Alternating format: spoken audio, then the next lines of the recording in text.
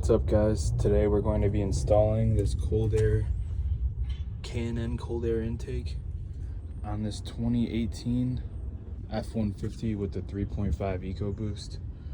It's a pretty easy install. All you'll need is a pair of needle nose pliers and a flathead screwdriver. Let's get started. Okay, so for the first step, you're going to want to loosen up this hose clamp connected to the intake box. Then separate this from the intake box. To do so, you might have to use your flathead to kind of pry it off. So then once you get that off, you're gonna unclip these two clips here. Pop this off. Comes off pretty easily. Set that aside. And then we're going to take our flathead screwdriver. This one's a little hard to access. It's down there.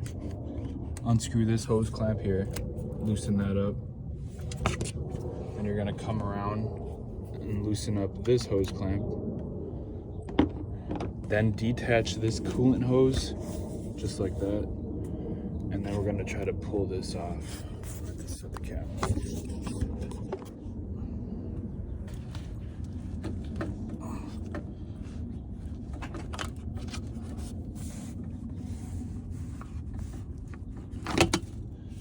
Okay, now you're gonna want to be careful with your intake air temperature right here. It's pretty delicate, so let's get that off next. By far the most important part of the install is not breaking your intake air temperature, IAT sensor.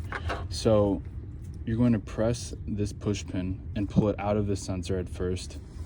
Then you're going to only rotate it half a turn counterclockwise. As you can see, it's actually labeled with a little arrow right there, which direction. You're going to twist that halfway and then gently but firmly pull it out.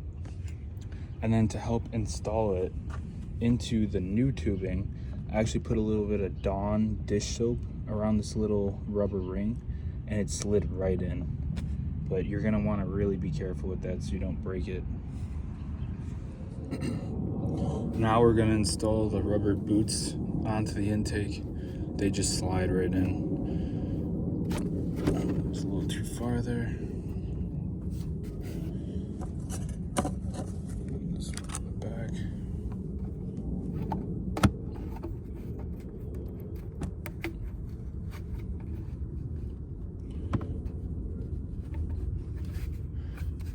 You want to make sure the rubber boots are about halfway onto the actual piping. I'm missing a hose clamp. Let's grab this.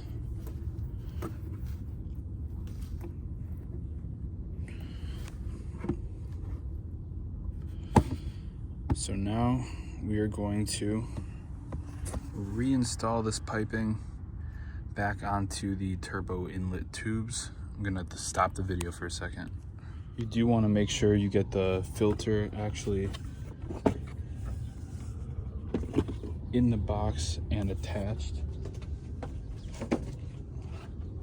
before connecting everything up, because it's a little too big to fit onto the actual intake with the box attached.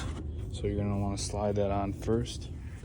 Okay, now that we have our filter shroud actually set in place and locked into these little tabs back here, the same ones we had to pull it out of, we're going to lock these clips in right here. You want to push on the round section of it. 2. And now we're going to make sure all of our turbo inlet tubes are set correctly. Looks like this one's got a little bit of a gap here, so I'm gonna have to maneuver this a little bit off camera. Let me do that real quick. Okay, now we got everything seated correctly. I like to turn all my hose clamps to be more accessible so that you don't have to reach down there too far.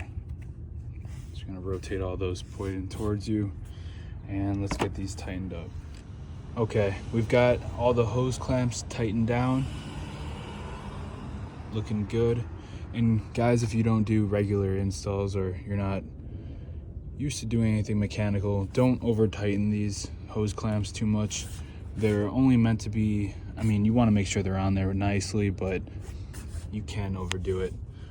Next, we're going to install this adapter that comes with the kit, because the actual plug-in to the intake air sensor is a little bit short here, so we're gonna have to use this little adapter. I don't know, for certain engines you may or may not need this, but for this application it does.